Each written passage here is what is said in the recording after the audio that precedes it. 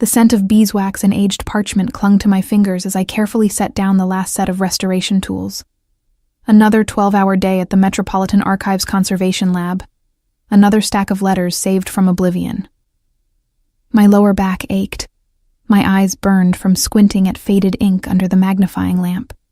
But there was a quiet satisfaction in knowing that someone's words, someone's love, would survive another century.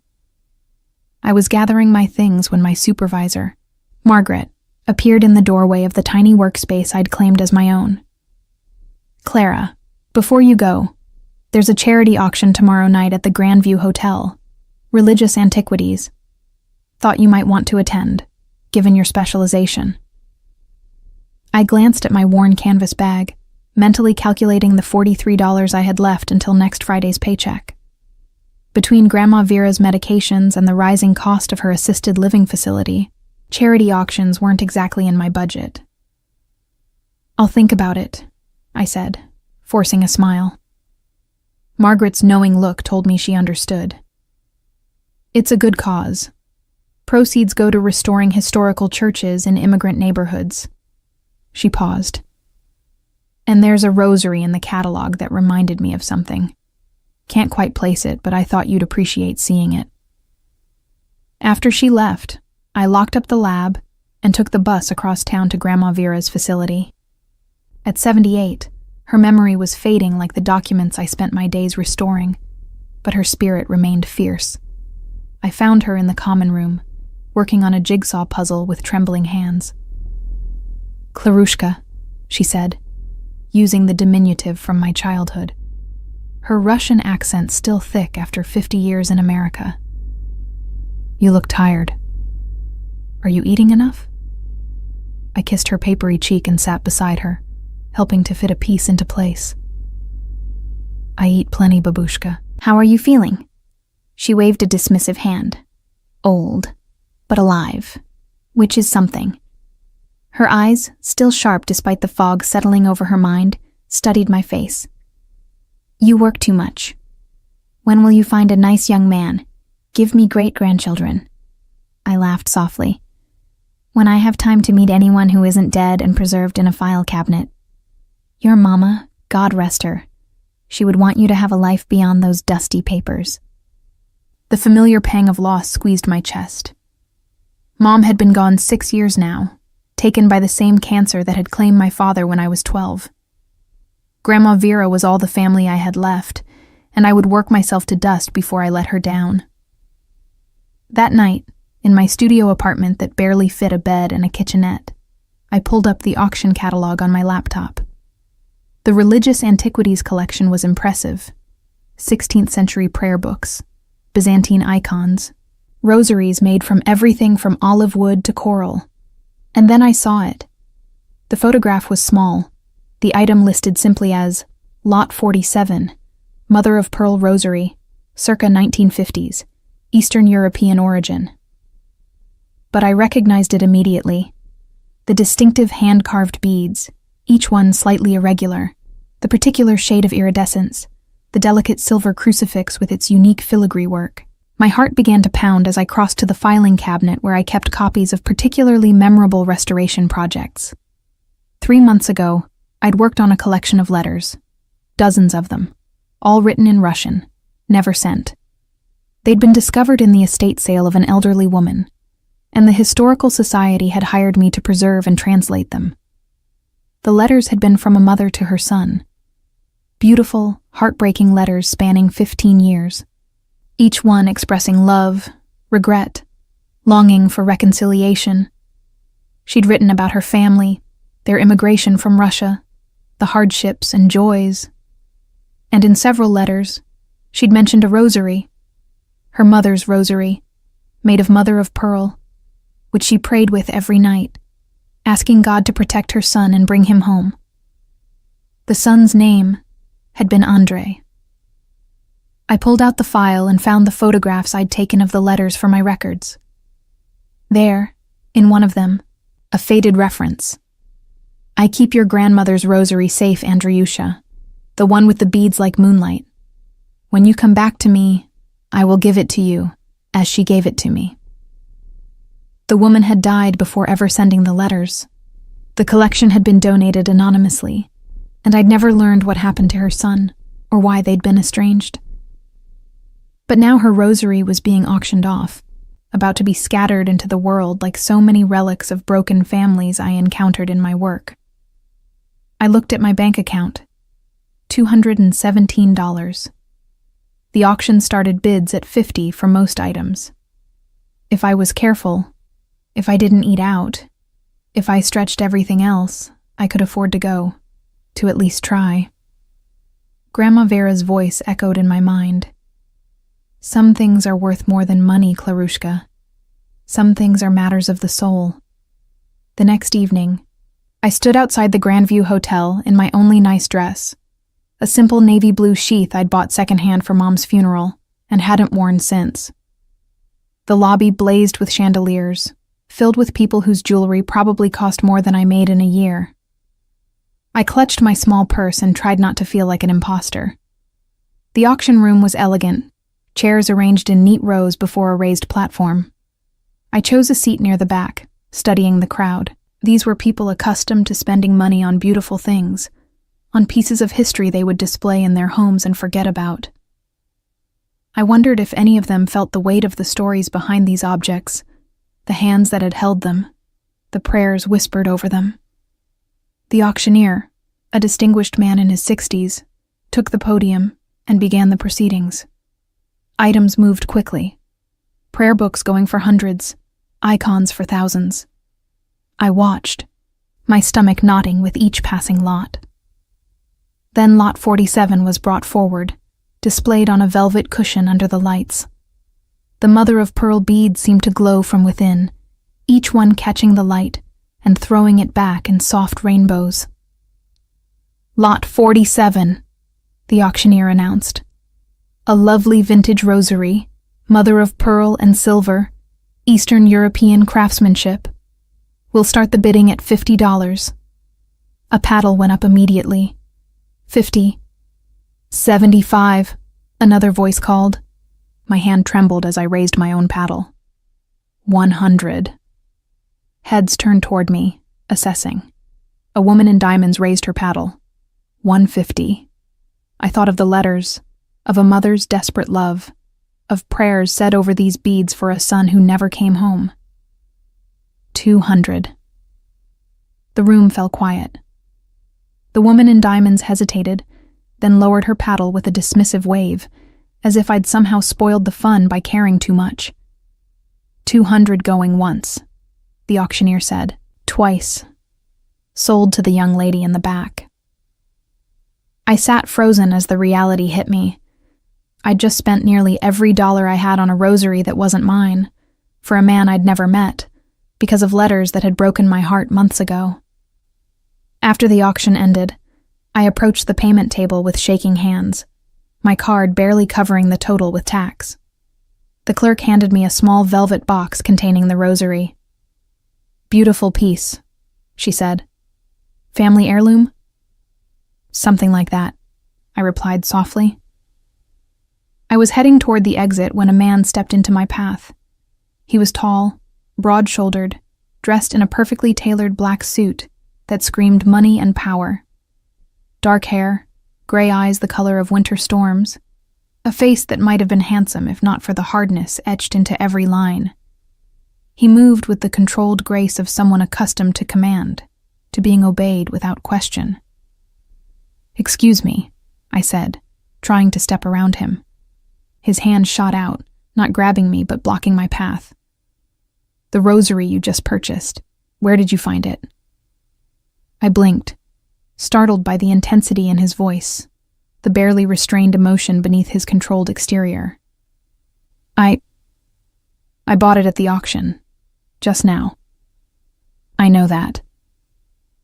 His accent was slight but unmistakable, Russian, like Grandma Vera's, like the letters. "I mean, how did you know about it? Why did you buy it?" My fingers tightened protectively around the velvet box. "That's my business." "Everything in this building is my business," he said quietly, dangerously. "I organized this auction. That rosary was part of a donated collection, and I want to know why you just spent money you clearly don't have on something that should mean nothing to you." Heat flooded my cheeks, embarrassment and anger mixing equally. How dare he assume, how dare he judge? "You don't know anything about me. I know you're wearing a dress that's been altered twice to fit you, that your shoes are resoled, that you counted your money 3 times before bidding, and that you're holding that box like it contains something precious." His eyes bored into mine. "So I'll ask again. Why?" For a moment, I considered lying, brushing past him, keeping my reasons to myself. But something in his face, in the raw need beneath the cold authority, stopped me. "Because someone needs to return it to you, Andre," I said quietly. The color drained from his face. His hand, still raised between us, began to tremble. "What did you call me?" I opened the velvet box and held out the rosary. The beads caught the light, glowing like captured moonlight, just as his mother had described in her letters.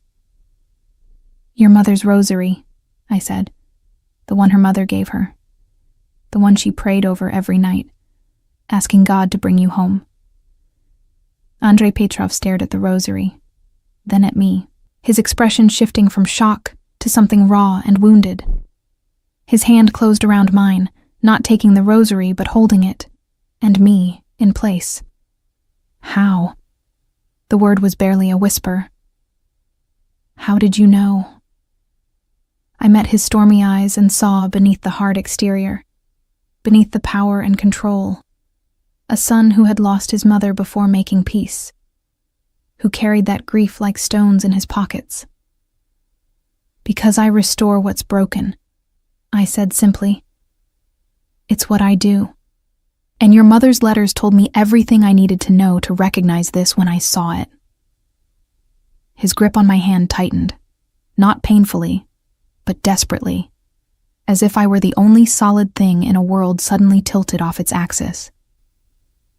"Tell me everything," he said, his voice rough. "Tell me every word she wrote." Andrei Petrov released my hand only to gesture to one of the men in black suits stationed around the ballroom. Security, I realized. His security. "Maxim, clear the library. Now." Within minutes, I found myself in a private room off the main hall, a gentleman's library with floor-to-ceiling bookshelves, leather chairs, and a fireplace that crackled with real flames. Andrei paced before the windows, the rosary clutched in his fist, while I perched on the edge of a chair, my purse in my lap like a shield. "Start from the beginning," he said without looking at me. "How did you get my mother's letters?" I took a breath, ordering my thoughts. 3 months ago, the Metropolitan Historical Society acquired a collection of personal correspondence from an estate sale. Anonymous seller. My job was to preserve the documents and provide translations where needed. The letters were all written in Russian, all from a mother to her son, spanning from 2003 to 2018. None of them had ever been sent. He turned toward me then, his face carved from stone. 2018. She died in 2018. "I'm sorry," I said softly, meaning it. "What did the letters say?"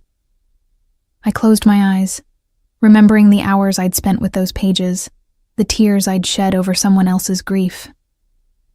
She wrote about her life, her memories of Russia, of immigrating here with your father. She wrote about how proud she was of you as a boy, how smart you were, how determined. I paused. And she wrote about how much it hurt when you stopped coming to see her. Andrei's jaw clenched. "Go on." "She never blamed you. That was clear in every letter. She blamed herself for not understanding your choices, for trying to pull you back when you needed to move forward. She wrote about praying with her mother's rosary every night, asking God to keep you safe, to help you find peace, to bring you back to her before it was too late." "It was too late," he said bitterly. "I didn't go back, not until I got the call that she was gone." I opened my eyes, and found him watching me with such naked pain that I had to look away.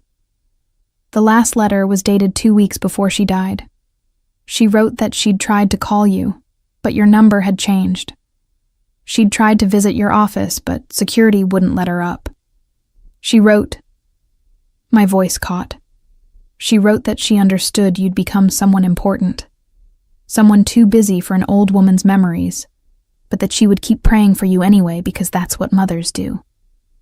Andre turned back to the window, his shoulders rigid. For a long moment, silence filled the room except for the crackling fire. When he spoke again, his voice was rough. I changed my number because rivals kept finding me through her. I told security to turn her away because she kept asking questions I couldn't answer. About my business, about the people I worked with. I told myself I was protecting her by keeping my distance.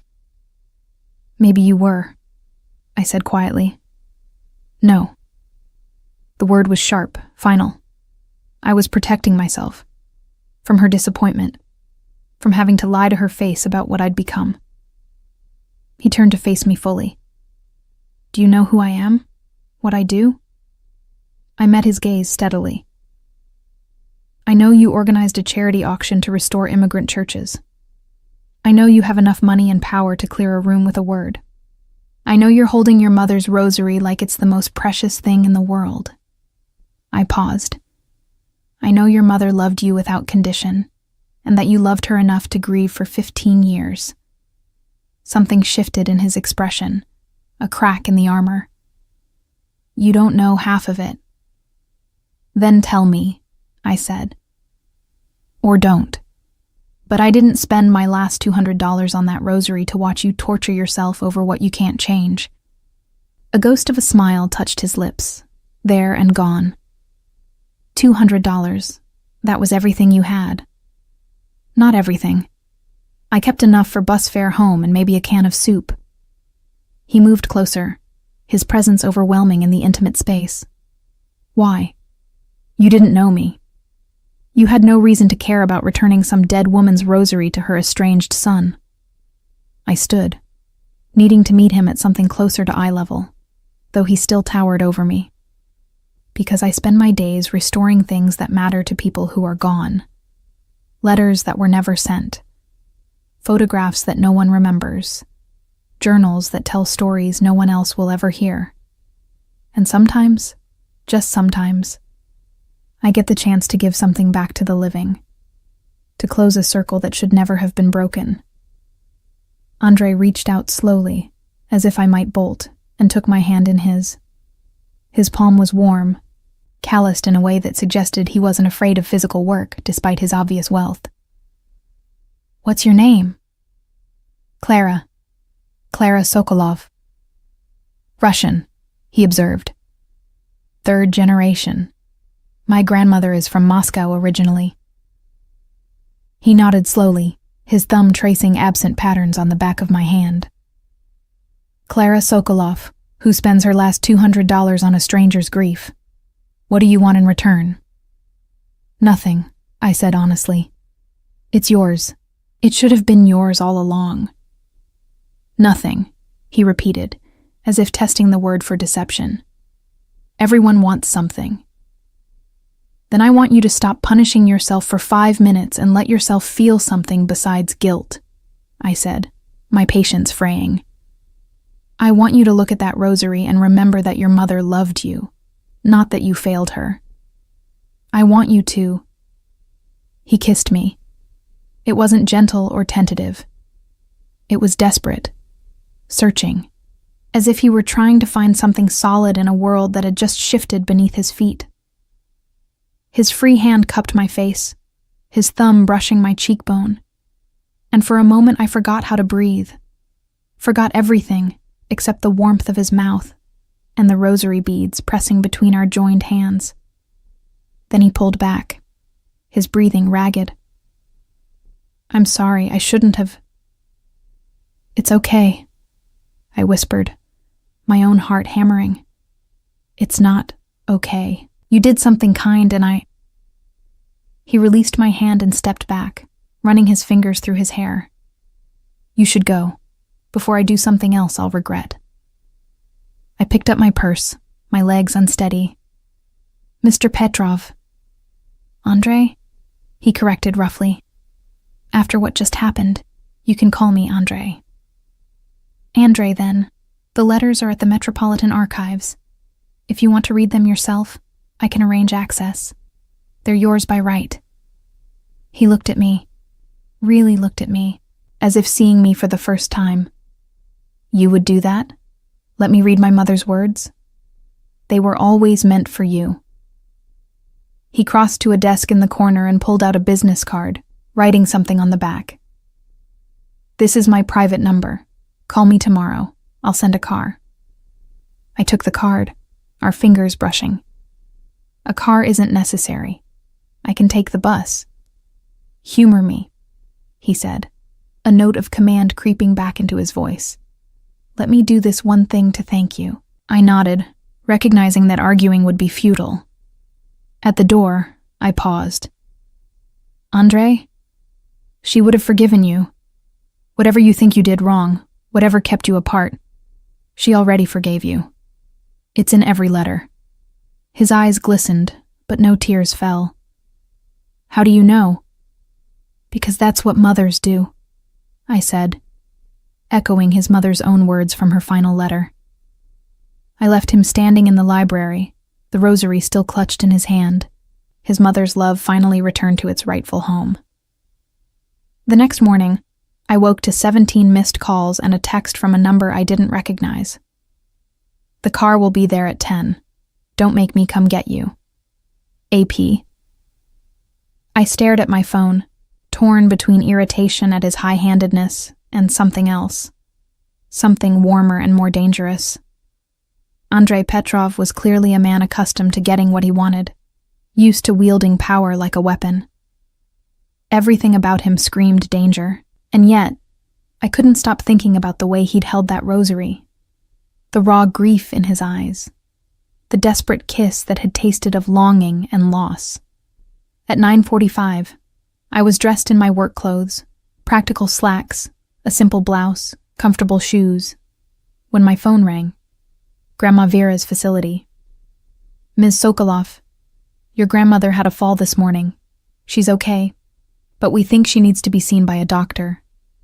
Her insurance won't cover the urgent care visit unless you authorize it first. And my heart sank. I'd put the copay on my credit card last month, maxing it out. This month's payment wasn't due until Friday, but I didn't have the funds to cover another emergency visit. How much? I asked, though I already knew the answer would be more than I had. $75 copay, plus any additional treatment. I closed my eyes. The universe had a cruel sense of timing. A knock at my door startled me. I opened it to find a driver in a black suit, professional and expressionless. Ms. Sokolov, Mr. Petrov sent me. I need 5 minutes, I said, my mind racing through impossible calculations. The driver nodded and stepped back politely. I returned to my phone. I'll be there as soon as I can. Tell Grandma Vera I'm coming. I grabbed my purse and the file containing copies of the letters, my heart heavy with the knowledge that I'd have to cancel on Andrei, have to explain that real life had intruded on whatever strange connection we'd forged last night. In the car, I pulled out Andrei's card and dialed his private number. He answered on the first ring. Second thoughts already? His voice was dry, almost amused. My grandmother had a fall. I need to get to the urgent care facility. I'm sorry, but I have to cancel. Silence. Then, which facility? St. Catherine's on. I know where it is. Stay in the car. We're going there now. Andrei, I can't ask you to... You didn't ask. I'm offering. His voice softened slightly. Your grandmother is all you have left. I understand what that means. 20 minutes later, the car pulled up to St. Catherine's. I found Grandma Vera in the waiting room, her wrist wrapped in an ace bandage, looking more annoyed than hurt. Klarushka, such a fuss over nothing, she grumbled in Russian. I slipped on wet floor. I'm old, not glass. I hugged her carefully, relief flooding through me. Let me see. Before I could move toward the check-in desk, Andre walked through the entrance. In daylight, he was even more imposing. The expensive suit, the commanding presence, the way people automatically moved out of his path. He came straight to us, his gaze assessing Grandma Vera with the efficiency of someone used to evaluating situations quickly. Then he did something I didn't expect. He knelt before her chair and spoke in perfect Russian. Zdravstvuyte, babushka. Ja, Andrei. Pожалуйста, позвольте мне помочь. Hello, grandmother. I'm Andre. Please, let me help. Grandma Vera's eyes widened, then narrowed shrewdly. Russian boy with expensive suit. You are Clara's friend, Andre supplied smoothly. She helped me with something important. Now I help her. Before I could protest, he'd spoken to the admissions desk, and Grandma Vera was being ushered back for x-rays, all paperwork and payment mysteriously handled. I stood in the waiting room, torn between gratitude and unease. When Andre returned to my side, I said quietly, I can't let you pay for this. It's already done. Then I'll pay you back, every penny. He studied me with those storm gray eyes. If it makes you feel better to believe that, fine. But I don't want your money, Clara. Then what do you want? The words came out sharper than I intended. He reached out and tucked a strand of hair behind my ear, the gesture achingly gentle. I want to read my mother's letters. I want you to show me what you saved of her. And then... He paused, his jaw tightening. Then I want to figure out why a woman who barely knows me would spend her last dollar on a dead woman's prayers. Because some things matter more than money, I said, echoing Grandma Vera's words. Yes, he agreed softly. They do. And I'm beginning to think you're one of them. Grandma Vera's wrist was only sprained, not broken. A small mercy I thanked God for as Andre's driver took us back to her facility. She dozed against my shoulder in the back seat, pain medication making her drowsy, while Andre sat across from us, his presence filling the confined space. She reminds me of my mother, he said quietly, watching her sleep. Same stubbornness, same fire in her eyes. She raised me after my parents died, I said. Taught me Russian, taught me that family is everything, that you take care of your own no matter what. Your parents? His gaze sharpened with interest. Dad died of a heart attack when I was 12. Mom followed 6 years later. Cancer. I stroked Grandma Vera's silver hair gently. She's all I have left. Understanding flickered across his face. That's why you spent $200 on a rosary for a stranger's mother, because you know what it means to lose one. Partly, I admitted, but also because your mother's letters broke my heart. The love in them, the forgiveness, the hope that never quite died. I couldn't let that end up in some collector's drawer, forgotten. Andre was quiet for a long moment. I need to read them. All of them. I'll arrange it, tomorrow if you want. My supervisor will let you into the conservation lab after hours. It's private, quiet. No, he said firmly. You'll bring them to me, to my home. I want you there when I read them. I started to protest, but something in his expression stopped me. Not command this time, but a raw vulnerability that reminded me of the man who'd held his mother's rosary like a lifeline. Why do you want me there? I asked softly. Because you knew her through those letters in a way I never did. Because I might need someone to explain things I don't understand. Because... He looked away, jaw tight. Because I don't want to be alone when I face what I've been avoiding for 15 years. How could I refuse that kind of honesty? After settling Grandma Vera back in her room, I returned to the car where Andre waited. Tomorrow evening, I said, I'll bring everything I have. Copies of the letters, the photographs I took for documentation, my translation notes. "Tomorrow," he agreed. "Maxime will pick you up at 7. Wear something comfortable. This will take hours." I nodded, suddenly nervous about entering Andrei Petrov's home, his private space. Everything about him suggested danger, power, secrets I had no business knowing. But I'd already committed, already let myself care about his grief. That night I lay awake in my narrow bed, thinking about the way he'd kissed me, the way he'd knelt before Grandma Vera and spoken Russian like a grandson offering respect. Who was Andrei Petrov, really? The commanding figure who cleared rooms with a word, or the grieving son who'd held his mother's rosary with trembling hands? The next evening, I dressed in simple black pants and a soft gray sweater, pulling my hair back in a neat bun. Professional, appropriate. I told myself this was just work, just helping someone understand their mother's last words. The kiss in the library had been an aberration, a moment of emotion that meant nothing. Maxime arrived exactly at 7 in the same black sedan. We drove through the city as dusk fell, past the glittering downtown, into an older neighborhood of elegant townhouses and tree-lined streets. The car stopped before a restored brownstone, its facade a perfect blend of historical detail and modern security. Andrei opened the door himself before I could knock.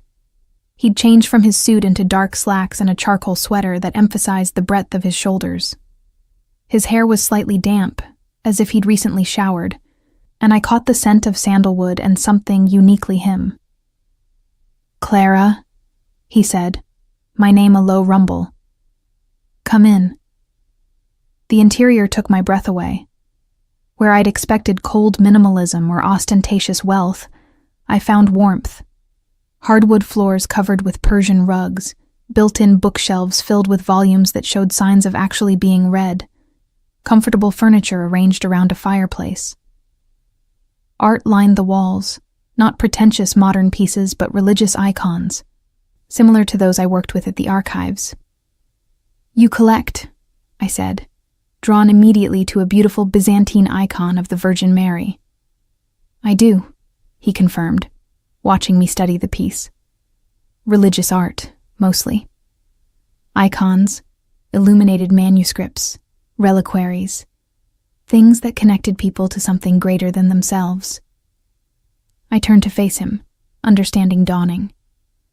"That's why you organized the auction. It wasn't just charity." "No," he agreed. "It was penance. My mother was devout. She believed that beauty and service of faith could redeem even the worst sins." His mouth twisted bitterly. "I'm still testing that theory." I set my bag down on the coffee table and withdrew the folder containing the letters. "These are copies. The originals are in climate-controlled storage at the archives. I thought it would be easier if you could hold them, mark them if you wanted." Andrei took the folder with both hands, as if it contained something fragile beyond measure. He sank onto the sofa, opening it slowly. I sat beside him, close enough to point out details, but giving him space to absorb the words. The first letter was dated March 15th, 2003.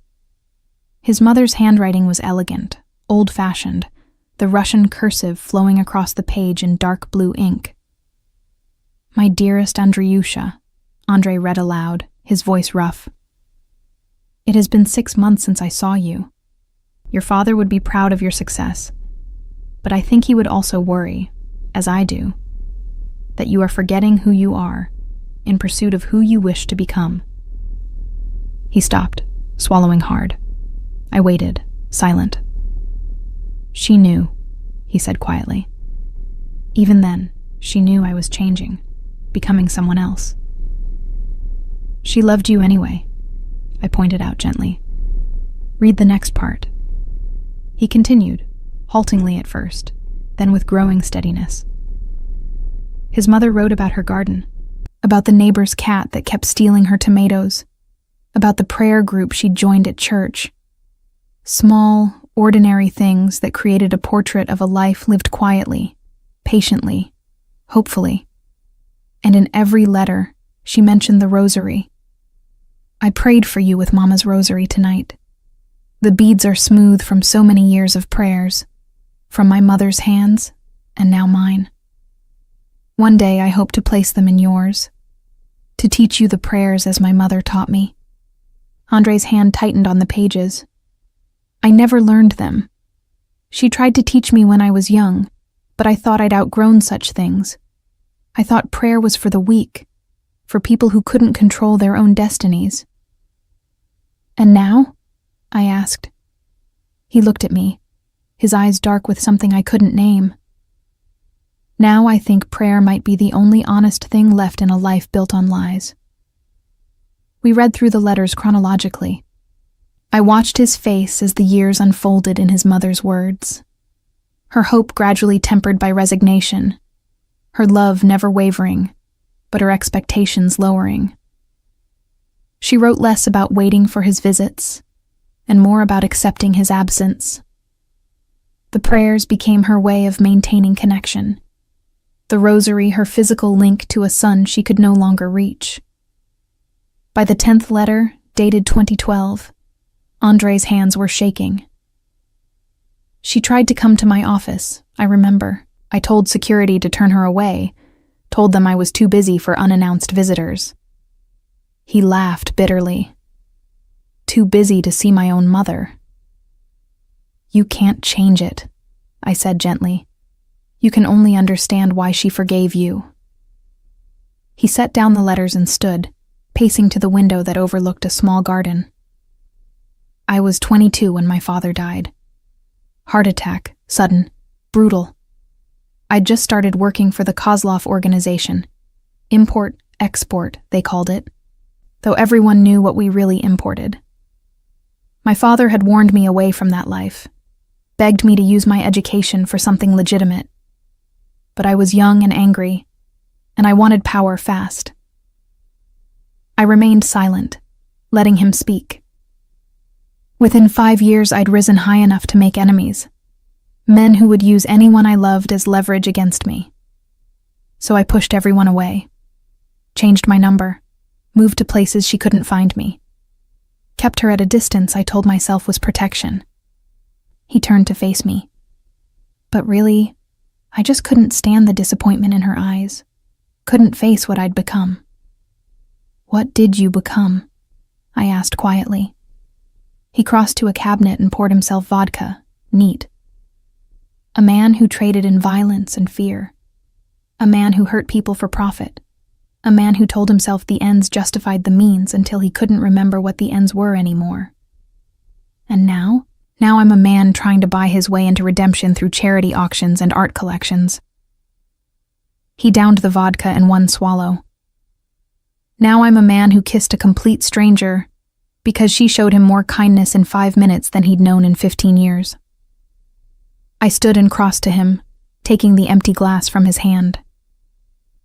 You're also a man who paid for my grandmother's medical care without being asked, who organizes auctions to restore immigrant churches, who collects religious art because it reminds you that beauty can redeem. I paused. Your mother saw that in you, Andre. That's why she never stopped praying. He looked at me, really looked at me, as if trying to understand some puzzle I represented. Who are you, Clara Sokolov? What kind of woman spends her last dollar on a stranger's grief and then stands in that stranger's home defending him to himself? The kind who believes people can change, I said simply. The kind who thinks it's never too late for redemption if you're willing to do the work. And if the work is impossible, if the damage is too deep, then you do it anyway, because the alternative is giving up, and your mother didn't raise you to be a quitter. Something cracked in his expression, the carefully maintained control finally breaking. He pulled me into his arms, not kissing me this time, but simply holding me, his face pressed into my hair, his breath ragged against my neck. Stay, he whispered. Please, help me read the rest. I can't do this alone. I wrapped my arms around him, feeling the solid strength of him, the warmth of a man who'd been cold for too long. I'll stay as long as you need, We returned to the sofa and continued reading. The letters grew more poignant as the years passed, his mother's health declining, her references to mortality increasing. But the love never wavered, never diminished. Each letter ended the same way. I pray for you with the rosary. I pray for your safety, your happiness, your peace. I pray that one day you will find your way home. The final letter, dated 2 weeks before her death, was the shortest. My dearest Andreyusha, I tried to call, but your number has changed again. I tried to visit, but they say you are too important now for unannounced visitors. I understand. You have built something great, and I am proud, even if I do not understand the world you live in. I keep your grandmother's rosary safe. The beads are worn smooth from prayers. When you are ready, when you need to find your way home, it will be here waiting, as will I, for as long as God grants me breath. All my love, Mama. Andre's tears fell silently onto the page, darkening the ink. I didn't try to comfort him, didn't offer empty platitudes. Some grief needed to be felt fully, completely, before healing could begin. When he finally looked up, his eyes were red-rimmed but clear. She died alone in a hospital. I got the call from her priest. By the time I arrived, she was already gone. The rosary was in her hands. And then? I asked gently. Then I arranged a funeral, paid for everything, stood at her grave and felt nothing because I'd gotten so good at feeling nothing. He wiped his eyes roughly. The estate sale was handled by lawyers. I never went to the house, never looked through her things. I couldn't face the life I'd abandoned. But you kept the rosary. The priest gave it to me at the funeral, said she'd wanted me to have it. I put it in a drawer and tried to forget. He laughed bitterly. Until it showed up at my own charity auction, donated by some anonymous seller who was probably clearing out storage units. I understood now, the universe's cruel poetry, bringing his mother's prayers back to him through the very event he'd organized to assuage his guilt. She would have loved this, I said, gesturing to the room, the icons, the evidence of faith he'd surrounded himself with. She would have seen it as God answering her prayers, bringing you back to the things that matter. Andre took my hand, threading his fingers through mine. I want to hire you. I blinked, startled by the sudden change. What? My collection. It's large, scattered across 3 properties, poorly cataloged. I need someone who understands the pieces, their history, their significance. Someone who can organize them properly, restore what needs restoration. He paused. Someone I can trust to see the beauty rather than the price tag. Andre, I have a job. I can't just... Name your price. I'll triple what you make at the archives. Full benefits, flexible hours so you can care for your grandmother. A workspace designed exactly how you need it. His grip tightened. Please, Clara. Let me do this. Let me give you something back. I should have said no. Should have recognized the danger of tangling my life with his, of stepping further into a world I didn't understand. But looking at him, seeing the hope mixed with the grief, I couldn't. One condition, I said. You keep reading your mother's letters. All of them. As many times as it takes for you to truly hear what she was saying. And you let me teach you the rosary prayers. The ones she wanted to share with you. His eyes widened. You know them? Grandma Vera taught me. In Russian, the way her mother taught her. The old way. I smiled slightly. Consider it part of the job. Andre pulled me closer, resting his forehead against mine. You're going to save me, aren't you, Clara Sokolov? No, I whispered. I'm going to help you save yourself. There's a difference. He kissed me then, soft and searching, and I let myself fall into it, into him, into the dangerous warmth of a man who was broken but fighting to heal. I gave my notice at the Metropolitan Archives the following week. Margaret was disappointed but understanding when I explained the opportunity. A private collection in need of professional cataloging, a salary that would finally let me breathe, hours flexible enough to care for Grandma Vera. I didn't tell her whose collection it was. Didn't mention Andrei Petrov or the rosary or the letters that had somehow woven my life into his. Andrei converted a sun-drenched room on the 3rd floor of his brownstone into a conservation workspace for me.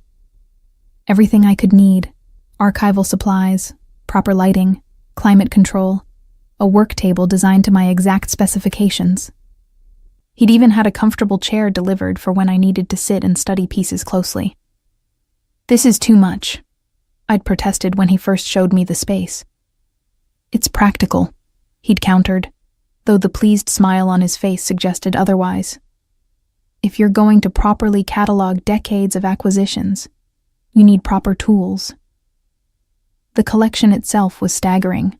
Icons from Russia, Greece, Ethiopia, illuminated manuscripts from medieval monasteries, reliquaries containing fragments of saints' bones, crucifixes carved from olive wood, prayer books worn soft by centuries of hands. Each piece had a story, a history of faith and devotion that I carefully documented.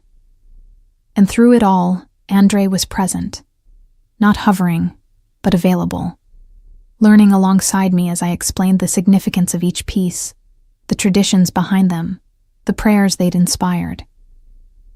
Every evening, after the day's work ended, I taught him the rosary prayers in Russian. We'd sit in his study, the mother-of-pearl beads between us, and I'd guide him through the ancient words his mother had wanted him to know. "Otche nash," I'd begin. "Our Father." "Otche nash, ije esi na nebesek," he'd repeat, his pronunciation rough at first, but improving with practice. His mother's prayers, finally spoken by her son. Some nights, he'd tell me stories about his father, about growing up caught between Russian tradition and American ambition, about the choices that had led him into the Kozlov organization and the violence that had followed. "I've done things I can never undo," he said one evening, as rain pattered against the windows. "Hurt people who didn't deserve it, made decisions that destroyed lives. I can buy all the icons I want, fund all the churches in the world, but it won't wash the blood off my hands." "No," I agreed quietly. "It won't. But it might create enough good to balance the scales, to give meaning to the years you have left." He looked at me across the rosary beads. "You don't fear me. Why?" I considered the question carefully. "Because I see who you were, who you are, and who you're trying to become. And the man trying to become better is more compelling than the man who's given up. You have too much faith in me." "Maybe," I admitted. "Or maybe your mother's prayers are finally being answered, and you're just too stubborn to recognize grace when it finds you." He smiled at that, a real smile that transformed his face, making him look younger, less burdened. Grace, in the form of a stubborn archivist who spent her last dollar on a rosary. Stranger things have happened. As weeks turned into months, something shifted between us, the careful distance we'd maintained eroding as trust deepened. He'd brush past me in the conservation room, his hand lingering on my waist. I'd catch him watching me work, his expression soft with something that looked dangerously like affection. Grandma Vera noticed immediately when I brought him to visit her. "This is the Russian boy?" she asked in Russian, her sharp eyes assessing him. "The one who paid for my doctor?" "Yes, babushka," I confirmed, also in Russian. "This is Andrei Petrov. He's my employer." "Employer," she repeated skeptically, switching to English for his benefit. "You look at her like employer looks at employee? I think not." Andrei had the grace to look embarrassed, a faint color rising in his cheeks. Your granddaughter is very talented, Mrs. Sokolova. I'm fortunate to have her expertise. Humph. Grandma Vera studied him shrewdly. You are good to her? You treat her with respect? I try to be worthy of her presence, he said, his sincerity evident. She's teaching me to be better than I was. That seemed to satisfy her. She patted his hand with her weathered one. Good. Clara deserves good man. Not rich man. Good man. You understand difference? I do, he said quietly. I'm learning. But our careful progression toward something real was shattered on a cold January evening. I was working late, cataloging a series of Byzantine icons, when Andrei burst into the conservation room, his face ashen, Maxime close behind him. Pack whatever you need, he said, his voice tight with controlled panic. Now! We're leaving. I stood, alarm flooding through me. What's happened? Oleg Volkov has your grandmother. The world tilted. Oleg Volkov. I'd heard the name whispered in the circles Andrei moved in. A rival, brutal and ruthless. Someone even Andrei spoke of with wary respect. What do you mean he has her? My voice came out too high, too thin. Andrei's hands gripped my shoulders, his gray eyes burning with fury and fear. He took her from the facility 2 hours ago, called me, said if I want her back alive, I need to give him access to my shipping routes, my connections in customs, everything. Why? I whispered, though I already knew. Because he knows you matter to me. Because he's been watching, waiting for leverage. Andrei's jaw clenched. I'm sorry, Clara. This is my fault. I should have protected her better, should have seen this coming. Maxim spoke up. Boss, we need to move. Volkov gave us until midnight. What happens at midnight? I demanded. No one answered, which was answer enough. What are you going to do? I asked Andrei, searching his face. Whatever I have to, he said grimly. But first, I'm getting you somewhere safe. Volkov wants me off balance, distracted. I won't give him the satisfaction of having both of you. I pulled away from his grip. I'm not going anywhere until Grandma Vera is safe. What's your plan? Andrei exchanged glances with Maxim. We negotiate. Give him something. But not everything. Buy time to find where he's holding her. And if he doesn't negotiate? If he hurts her? His expression turned to stone, cold and deadly. This was the man who'd built an empire on fear, who'd done things he couldn't undo. Then I remind Oleg Volkov why people learn to fear the Petrov name. I grabbed my coat. I'm coming with you. Absolutely not. She's my grandmother, I said fiercely. My family. You don't get to shut me out of this. We stared at each other, wills clashing. Finally, he nodded once. You stay in the car. You do exactly what Maxim tells you. The first sign of danger, you leave. Understood? Understood. The meeting was set for a warehouse in the industrial district. Andrei made me stay in the car with Maxim while he went inside, flanked by 2 other men whose faces I didn't recognize. He'll get her back, Maxim said, perhaps sensing my terror. Mr. Petrov takes care of his own. I'm not his own, I said automatically. Maxim gave me a look that suggested I was fooling no one. He hasn't looked at anyone the way he looks at you in all the years I've worked for him. You're his own, Ms. Sokolov, whether you've admitted it yet or not. Time crawled. 20 minutes.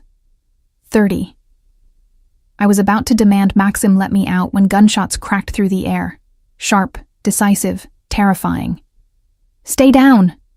Maxim shoved me low, his weapon already drawn. More shots. Then silence. Thick and oppressive.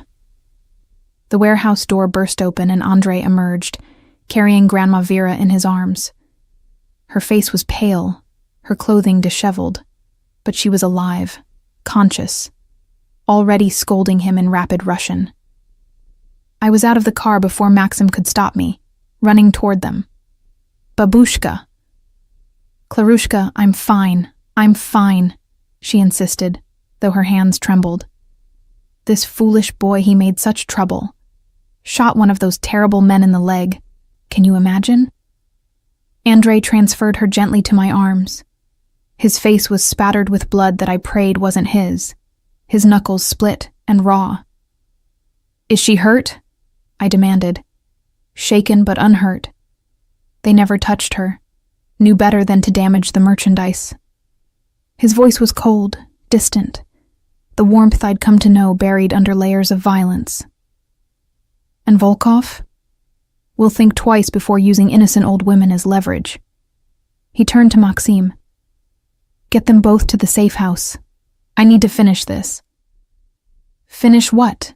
I asked, but he was already walking back toward the warehouse. Maxim took my arm gently. Come, Ms. Sokolov. Let him do what needs doing. What's he going to do? What he's always done, Maxim said quietly.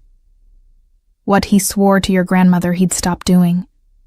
But for you, for her, he'll do it one more time. The safe house was actually a luxury apartment in a building Andrei owned, secured by his people, comfortable but isolated. Grandma Vera fell asleep quickly after I'd examined her thoroughly, her exhaustion finally catching up to adrenaline. I sat by her bedside, waiting for Andrei, terrified of what he might have done, what he might have become again in the space of hours. He arrived near dawn, moving quietly into the room. The blood was gone, washed away, but exhaustion lined his face. He sank into the chair beside me without speaking. Tell me, I whispered. Volkov will never threaten anyone I care about again, he said flatly. I made sure of that. How? You don't want to know, Clara. Trust me. But I reached for his damaged hands, holding them gently despite the raw knuckles. Yes, I do. If we're going to keep doing this, whatever this is, I need to know what you're capable of. He looked at me, something breaking in his expression. I gave everything to the police. Names, accounts, shipping manifests, connections. Everything Volkov wanted and more. Enough to dismantle his entire operation, and probably mine too. He laughed bitterly. I traded immunity for information. Witness protection for your grandmother if she wants it. A clean break from the life I built on blood and fear. I stared at him, stunned. You destroyed everything. Not everything, he said, his voice rough. I kept what mattered. You. Her. The chance to become someone worthy of the prayers my mother wasted on me. I pulled him into my arms, feeling him tremble with exhaustion and relief and terror at what he'd done. It's not over, he whispered against my hair. The police will want testimony. Volkov's allies will want revenge. My own people will feel betrayed. Everything I built is going to come crashing down. Then we'll build something new, I said fiercely. Something clean. Something your mother would be proud of. Clara. Marry me, I interrupted, the words surprising even me. He pulled back, searching my face. What? Marry me. Not because of tonight. Not because you saved Grandma Vera. But because somewhere between a rosary and a prayer, I fell in love with a man trying desperately to be better than he was. And I want to be there when he finally becomes that man. Andrei kissed me then, desperately, his hands cradling my face as if I were something precious and fragile. You're insane. Probably, I agreed. Is that a yes? It's a promise, he said. To be worthy of you. To do the work, no matter how hard. To build the life my mother prayed I'd find. Then yes, I whispered. Yes to all of it. The legal proceedings began 3 weeks later. Andrei had secured immunity in exchange for his testimony against Oleg Volkov and the entire network of corruption that had sustained both their organizations for decades. But immunity from prosecution didn't mean immunity from consequences. The media descended like vultures. Petrov heir turned state's evidence. Mafia prince betrays empire. The headlines were brutal, the photographs worse. Andrei in handcuffs for his initial detention. Grainy surveillance photos of meetings he'd attended, transactions he'd facilitated. My phone rang constantly, reporters wanting comments, colleagues from the archives asking if I was safe, concerned questions about my judgment in working for that man.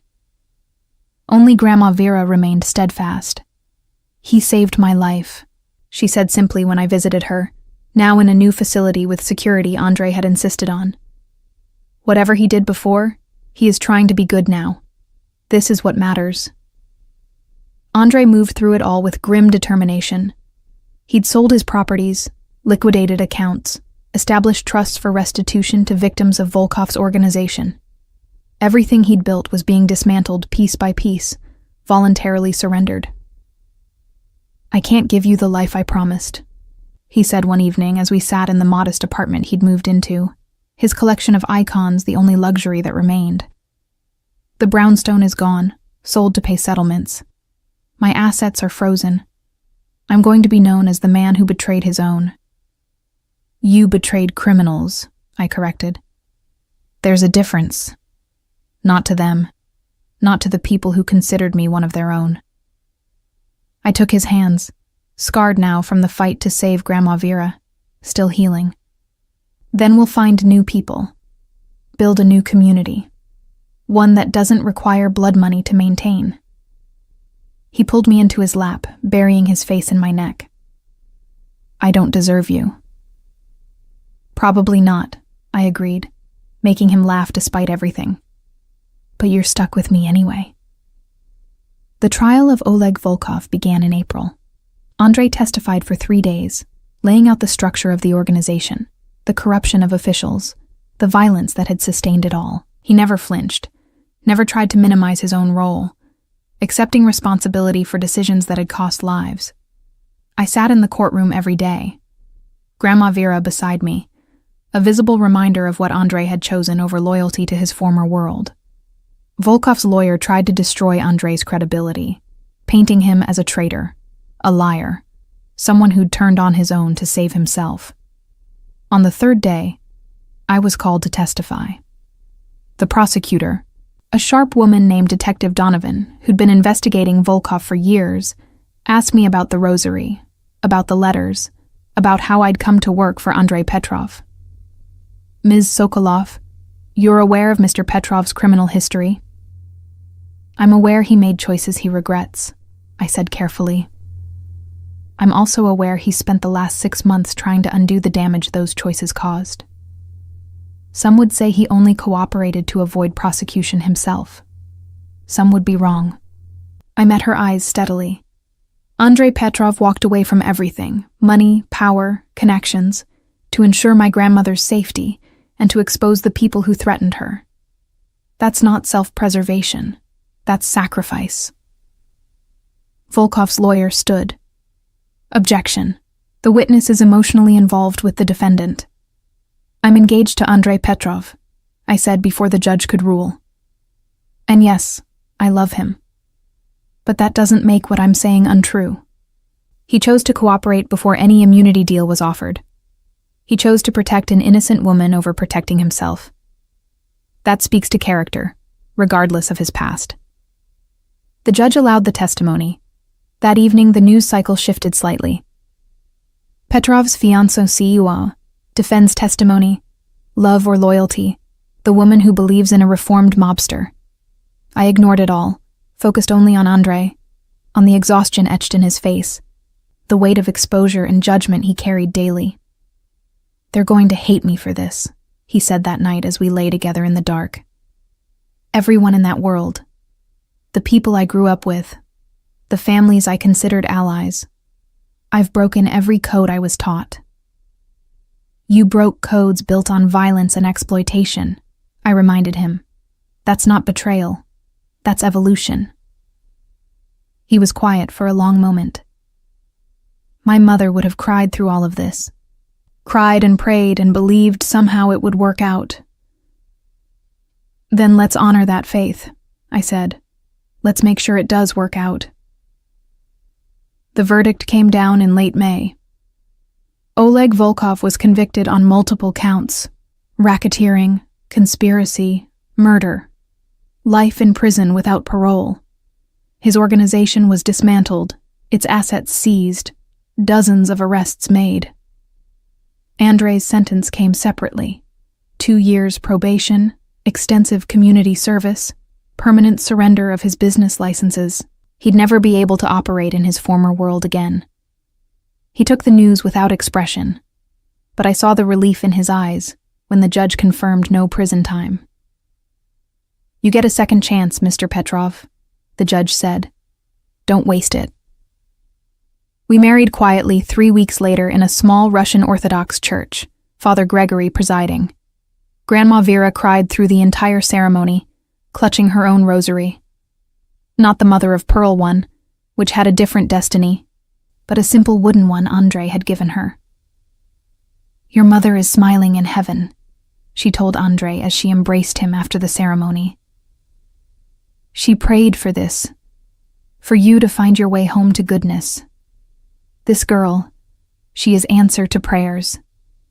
Andrei looked at me across the modest reception.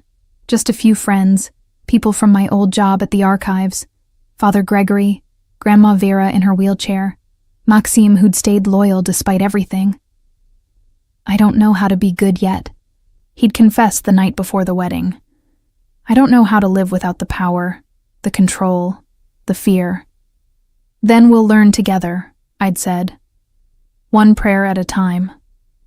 Now, watching him interact with the handful of guests who'd chosen to celebrate with us, I saw glimpses of the man his mother had believed existed beneath the violence. Gentle with Grandma Vera, respectful with Father Gregory, quietly grateful to Maxim for his continued loyalty. That night, in the apartment that was now ours, I found him standing before the icon of the Virgin Mary, the one from his collection that meant the most to him. "What are you thinking?" I asked, wrapping my arms around him from behind. "That I'm 34 years old and finally learning to pray honestly." He turned to face me, his hand settling on my waist. "That I married a woman who sees better in me than I've ever seen in myself. That I'm terrified of failing her." "You won't," I said with more confidence than I felt. "Because I won't let you, and neither will she." I gestured to the rosary displayed in a shadow box on the wall, his mother's rosary, the beads that had brought us together, preserved now as a reminder of prayers answered in unexpected ways. "I've been thinking about something," Andrei said slowly. "About what to do with my life now that the old one is gone. About how to make restitution that actually matters." "Tell me." His eyes lit with something I hadn't seen before. Not the cold calculation of his former life, but genuine excitement, purpose. "What if we created something? A foundation, maybe. Something that finds lost family heirlooms, religious artifacts, things that mattered to people who couldn't protect them, and returns them to descendants, to the families they belonged to." I stared at him, the elegance of the idea taking my breath. "Like the rosary." "Like the rosary," he confirmed. "I have the connections, the knowledge of the black market, where these things end up. You have the expertise to authenticate and restore them. Together, we could give back what people like me took." "Andrei, that's—" "Penance," he finished. "Real penance, not just money thrown at charity auctions. Actually undoing harm, piece by piece." I kissed him, tasting hope and determination. "Your mother would love this." "Then let's do it in her name," he said. "The Nadia Petrova Foundation for Restoration and Return. Help me build something worthy of her prayers, Clara. Help me become the man she believed I could be." "I will," I promised. "We will." 18 months after our wedding, The Nadia Petrova Foundation opened its doors in a converted warehouse in the historic district. The space was beautiful: high ceilings, natural light, secure vaults for storing artifacts, a conservation lab that rivaled my old workspace at the archives, and a gallery where we could display pieces temporarily before returning them to families. The work was everything Andre had envisioned and more. Using his knowledge of how stolen artifacts moved through underground markets, combined with my restoration expertise, we'd already successfully returned 43 items to their rightful owners in our first year. An icon stolen from a Greek family during World War II, recovered from a private collection in Geneva. A Torah scroll that had survived the Holocaust, found in an estate sale and returned to the descendants of the rabbi who'd hidden it. Rosaries, crosses, prayer books, each one a story of loss and recovery, of prayers finally answered.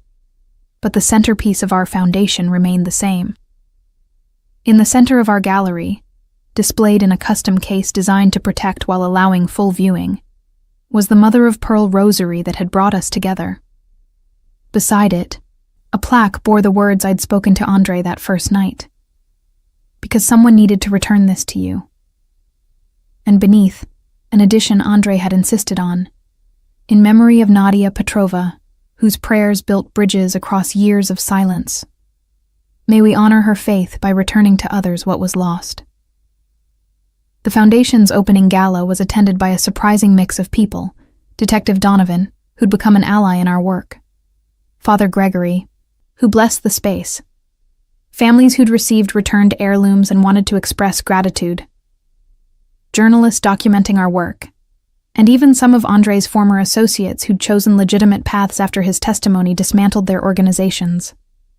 I stood beside Andre as he addressed the crowd, my hand resting protectively over my abdomen, where our first child grew. A daughter, due in 4 months, who would carry both our names and her grandmother Nadia's middle name. "My mother prayed for my redemption every day for 15 years, Andre said, his voice carrying across the gallery. "She prayed with the rosary you see behind me, believing that faith could reach even a son who'd lost his way. She died before seeing those prayers answered." He paused, finding my eyes across the room. But prayers work in strange ways, across time and circumstance. They brought me a woman who saw worth in a lost cause. They brought me a second chance I didn't deserve. And they brought me here, to work that honors my mother's belief that beauty and faith can redeem even the worst sins. The crowd applauded, but I saw the tears in Grandma Vera's eyes as she sat in the front row, clutching the simple wooden rosary Andre had given her. After the speeches, as people mingled and examined the displayed artifacts awaiting return to families, a woman approached me hesitantly. She was elderly, perhaps 80, with kind eyes and hands that trembled slightly. "Ms. Petrova?" she asked, using my married name. "Yes?" "I'm Anna Kozlova. I heard about your foundation through a friend. I wonder." She reached into her bag and withdrew a photograph, aged and creased. "If you might help me find something." The photograph showed a young woman wearing a distinctive pendant, a gold locket with intricate filigree work, and what appeared to be a tiny Orthodox cross, inset with garnets. "My mother's locket," Anna explained. "It was all she had when she fled Russia in 1947. She wore it every day until she died in 1985. My brother sold it after her death, said we needed the money. I've regretted not fighting harder to keep it every day since." I studied the photograph, my mind already working through possibilities. "Do you know where your brother sold it?" "An estate buyer in Brooklyn. That's all I know." I took her information, promising nothing but to try. "This is exactly what we do, Ms. Kozlova. Find what was lost, return it to those who cherish it. I can't guarantee success, but I can promise we'll search." After she left, Andre found me still holding the photograph. "New case?"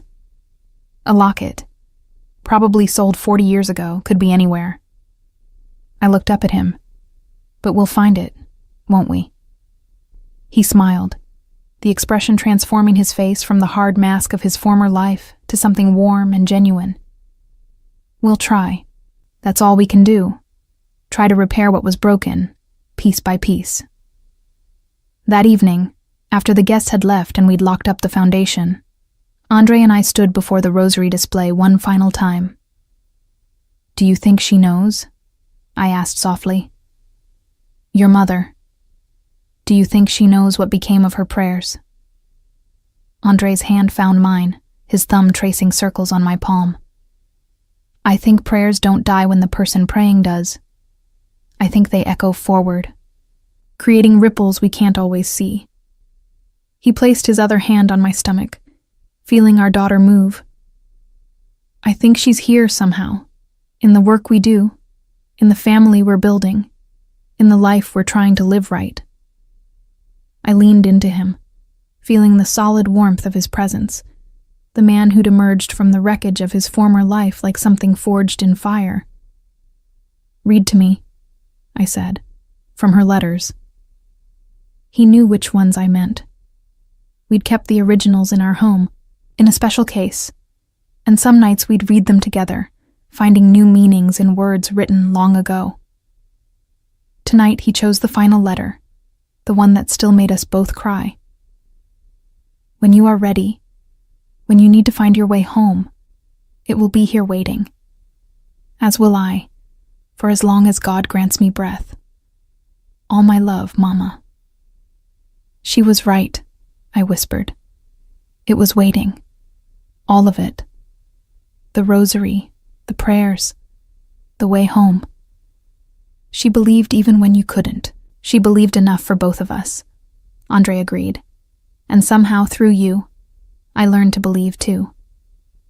We drove home through the city, passing churches and mosques and temples, all the places where people gathered to pray, to hope, to believe in something greater than themselves. Our apartment was modest compared to the brownstone Andre had once owned, but it was filled with things that mattered. Icons rescued from his dismantled collection, books on theology and art history, photographs of Grandma Vera and the family we were building, and everywhere, reminders of prayers answered. That night, as we prepared for bed, Andre reached for the simple rosary he kept on his nightstand. Not the mother of pearl one, which belonged now to the foundation and the memory of his mother, but a new one, hand-carved olive wood from Jerusalem that Father Gregory had blessed. "Teach me the prayers again," he said, as he did some nights when the weight of his past pressed too heavily. I settled beside him, our fingers intertwining around the beads. "Oče naš, ije esi na nebesek." Our Father, who art in heaven. We prayed together in Russian, the language of his mother, of Grandma Vera, of a heritage neither of us wanted to lose. We prayed for guidance, for strength, for the families we served, for our daughter who would be born into a different world than the one Andre had known. When we finished, Andre pulled me close, his hand resting over our daughter's constant movement. "I love you, Clara Petrova," he said, "for seeing who I could become when I couldn't see it myself, for believing in prayers and miracles and second chances, for giving me a reason to be better every single day." "I love you too," I whispered, "for doing the work even when it's hard, for honoring your mother's faith by living it, for choosing redemption over resignation." Our daughter kicked, strong and insistent, as if agreeing with us both. "What should we tell her about her grandmother Nadia?"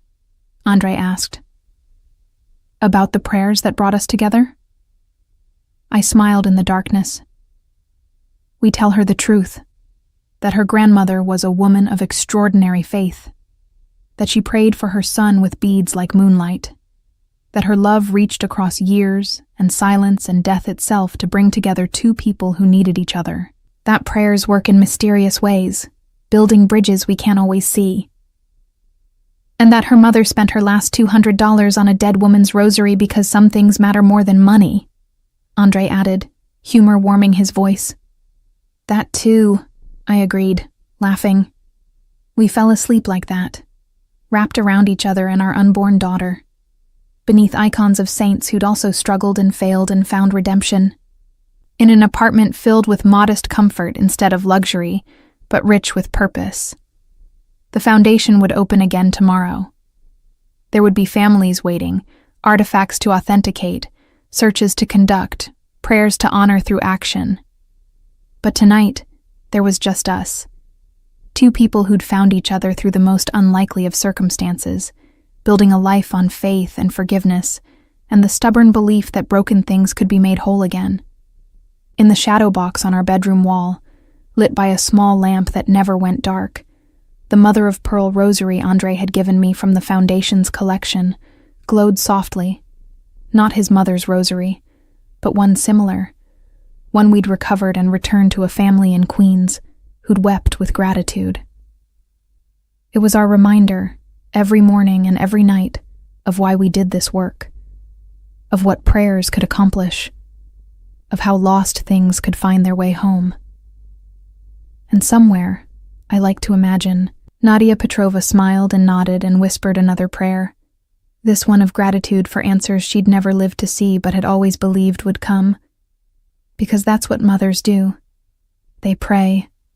They believe. They hold faith like beads between their fingers, smooth from use, warm from hands, glowing with the light of love that never dies. They pray until the prayers are answered. And sometimes, miraculously, they are.